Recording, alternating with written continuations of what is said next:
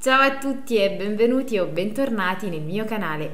Aujourd'hui, je vous propose une nouvelle vidéo de ma série pour apprendre l'italien en 14 jours.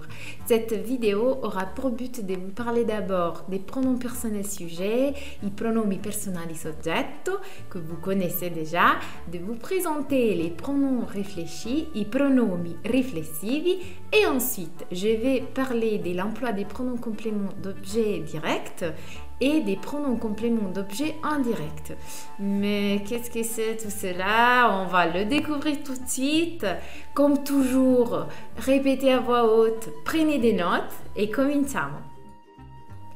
Commençons d'abord avec les pronoms sujets, i pronomi personali soggetto. Les pronoms personnels sujets en italien sont io pour la première personne du singulier, tu pour la deuxième personne du singulier, lui pour la troisième personne du singulier masculin, lei pour la troisième personne du singulier féminin, noi pour la première personne du pluriel, voi pour la deuxième personne du pluriel, loro pour la troisième personne du pluriel. Le pronom personnel sujet est sous-entendu en italien. Cela veut dire que la terminaison du verbe suffit pour comprendre le sujet de l'action. C'est pour cette raison que les pronoms sujets en italien peuvent être omis. Par exemple, si je pose la question « Come stai ?», je réponds « Sto bene, grazie ». On n'a pas besoin de dire « Io sto bene, grazie ». Dire les sujets, dans ce cas, ce n'est pas naturel. Mais le pronom sujet est cependant employé dans un certain nombre de cas. Notamment, ils sont utilisés lorsque on veut éviter une ambiguïté ou pour marquer une opposition. Par exemple, lei è Nicole et lei è Monica. Elle, c'est Nicole et elle, c'est Monica. Lorsqu'on veut insister sur un sujet, par exemple, lui non è d'accordo, io sono d'accordo. Lui n'est pas d'accord, je suis d'accord. Et lorsqu'on utilise les subjonctifs. Les formes originelles des pronoms de la troisième personne du singulier, egli, ella pour les personnes, esso, essa pour les choses ou les animaux, et de la troisième personne du pluriel, essi, esse pour les personnes, pour des choses ou des animaux, aujourd'hui sont souvent remplacés par les formes lui, lei au singulier et loro au pluriel, surtout dans les langages courants. Désormais, on trouve ces pronoms dans des formes littéraires. Une autre information, la forme des politesses est exprimée en italien par le pronom sujet lei, qui a la même fonction du pronom vous en français pour vous voyez, mais le verbe doit être conjugué à la troisième personne du singulier. Par exemple, si je dis signore, cosa desidera? Signore, lei cosa desidera? Signora, cosa desidera? On utilise le pronom sujet lei pour les femmes et pour les hommes. Lorsqu'on vous voit plusieurs personnes, la forme de politesse est exprimée par voi, la deuxième personne du pluriel, et le verbe est conjugué à la deuxième personne du pluriel. Par exemple, signori ou signore, cosa desiderate? Mesdames, messieurs, vous désirez? On passe maintenant aux pronoms réfléchis, ai pronomi riflessivi. Comme en français, ce sont des pronoms qui se réfèrent toujours au sujet de l'action. Et ce sont mi pour la première personne du singulier, ti pour la deuxième personne du singulier, si pour la troisième personne du singulier, ci pour la première personne du pluriel, vi pour la deuxième personne du pluriel, si pour la troisième personne du pluriel. Vous pouvez utiliser ces pronoms avec les verbes pronominaux comme par exemple le verbe lavarsi, se laver, alzarsi, se lever, svegliarsi, se réveiller, vestirsi, s'habiller, chiamarsi, s'appeler, etc. Par exemple, io mi lavo, je me lave. Tu ti vesti, tu t'habilles. Il se réveille, lui si sveglia. Noi ci svegliamo, nous nous réveillons. Et maintenant, on continue avec les pronoms CED, les pronoms compléments d'objet direct, i pronomi complemento oggetto. En italien comme en français, il remplace un complément d'objet direct dans une phrase. Et cela peut être un nom de personne, d'animal ou de chose. Et les pronoms présentent deux formes, une forme faible et une forme forte. On commence d'abord à regarder les formes faibles des pronoms compléments d'objet direct en italien. Mi pour la première personne du singulier, ti pour la deuxième personne du singulier, lo pour la troisième personne du singulier masculin, la pour la troisième personne du singulier féminin, ci pour la première personne du pluriel, bi pour la deuxième personne du pluriel, li pour la troisième personne du pluriel masculin, le pour la troisième personne du pluriel féminin. Cela correspond au français me, te, le, la, nous, vous, les. La règle de base dit que le pronom se place généralement devant le verbe et le complément d'objet direct répond dans une phrase à la question qui pour une personne, un animal, quoi pour une chose.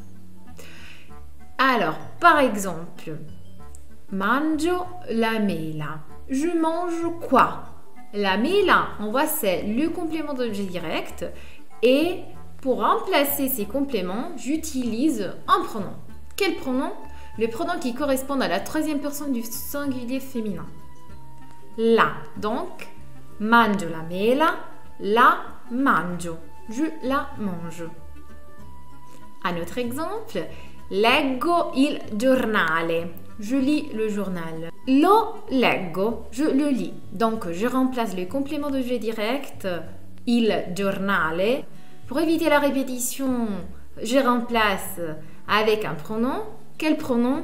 Les pronoms qui correspondent à la troisième personne du singulier masculin, lo. Et alors, lo leggo.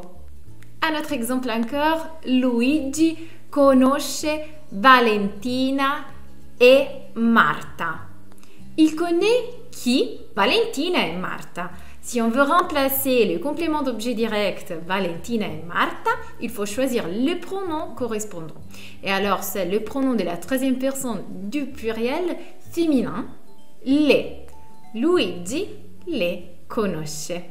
Et une autre chose à retenir, les pronoms à la forme faible peuvent toujours s'élider et prendre l'apostrophe devant la lettre H ou une voyelle, à l'exception du pronom li et le. Par exemple, t'aspetto, je t'attends, l'aiuto, je vous aide, si je veux, vous voyez une personne. Alors, en ce qui concerne la position du pronom, je vous ai déjà dit que la règle de base veut que le pronom précède le verbe, comme en français. Mais il y a pourtant des exceptions. À l'impératif affirmatif et négatif, les pronoms compléments d'objet direct suivent le verbe. Par exemple, mangia la mela, mange la pomme, mangiala. Mangiate la mela, mangez la pomme, mangiatela. Ascolta il professore, ascoltalo. Écoute le professeur, écoute-le. Ascoltate il professore, ascoltatelo, écoutez-le. Et à l'impératif négatif, non guardare la televisione, ne regarde pas la télé, non guardarla. Non guardate la televisione, non guardatela. Quand un pronom COD, la forme faible, se rapporte à un verbe à l'infinitif, il y a deux choix possibles. Il peut s'utiliser isolé, prenons verbe plus infinitif, par exemple, devi fare l'esercizio, lo devi fare, et il peut s'utiliser en suffixe. Verbe, infinitif et pronom. Devi fare l'esercizio, devi farlo. Vous remarquez que lorsque le pronom est accolé à l'infinitif, ce dernier perd son E final. Fare, farlo. Et on continue avec les formes fortes des pronoms compléments d'objet direct qui, en revanche, s'utilisent généralement après le verbe pour mettre en relief le complément. Quelles sont les formes fortes du complément d'objet direct? On va le regarder. Mais pour la première personne du singulier, te pour la deuxième personne du singulier, lui pour la troisième personne du singulier masculin, lei pour la troisième personne du singulier féminin, Noi pour la première personne du pluriel, voi pour la deuxième personne du pluriel, loro pour la troisième personne du pluriel. Par exemple, ho chiamato lei e non te. J'ai appelé elle et pas toi. Ou encore, pour marquer une opposition, il professore vede te et non me. Le professeur te voit, mais il ne me voit pas. Vous savez maintenant comment utiliser les pronoms compléments d'objet direct. Et maintenant, nous pouvons passer aux pronoms compléments d'objet indirect, qui servent à remplacer dans une phrase un nom des personnes ou d'animal, jamais un nom des choses. En français, ce sont me, te, lui, etc. Et tout comme les compléments d'objet directs, les pronoms compléments d'objet indirects présentent également deux formes, une forme faible et une forme forte. La forme forte des pronoms compléments d'objet indirects coïncide avec la forme forte des pronoms compléments d'objet directs. Maintenant, on commence avec la forme faible des pronoms compléments d'objet indirects. Mi pour la première personne du singulier, ti pour la deuxième personne du singulier, li pour la troisième personne du singulier masculin, le pour la troisième personne du singulier féminin, ti pour la première personne du pluriel, vi pour la deuxième personne du pluriel, loro pour les troisièmes personnes du pluriel féminin et masculin. Vous pouvez remarquer que les pronoms indirects sont les mêmes que les pronoms compléments d'objet directs, sauf la troisième personne du singulier, li et le, et la troisième personne du pluriel, loro.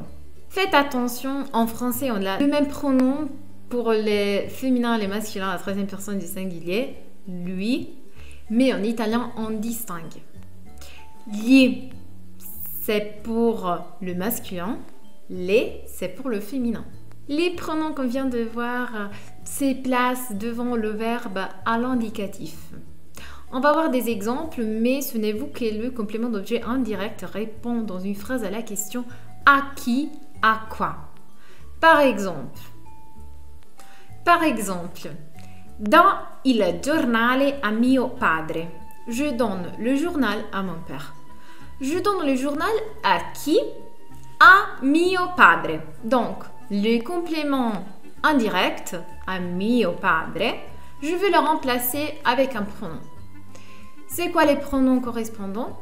C'est le pronom de la troisième personne du masculin. Donc, gli. Gli do il giornale. Je lui donne le journal. Mais si je dis do il giornale a mia madre, je donne le journal à ma mère. Je donne le journal à qui? À ma mère, à mia madre. Je dois trouver le pronom correspondant pour remplacer ces compléments. C'est quoi les pronoms correspondants? C'est les pronoms de la troisième personne du singulier féminin. Et c'est les. Donc, le do il giornale, qui en français reste je lui donne le journal. Faites attention à cette différence. Gli pour le masculin, le pour le féminin singulier. On a dit que les pronoms compléments d'objet indirect se placent devant le verbe. Mais attention, il existe une exception. Le pronom loro, de la forme faible, leur, suit toujours le verbe. Par exemple, Maria cucina loro un risotto. Maria leur cuisine un risotto. À l'oral, on dit et on entend souvent gli qui remplace loro, qui reste incorrect par le puriste. Par exemple, Maria gli cucina un risotto pour dire Maria leur cuisine un risotto. Et qu'est-ce qui se passe à l'impératif? À l'impératif affirmatif et négatif, les pronoms C et O, I suivent le verbe.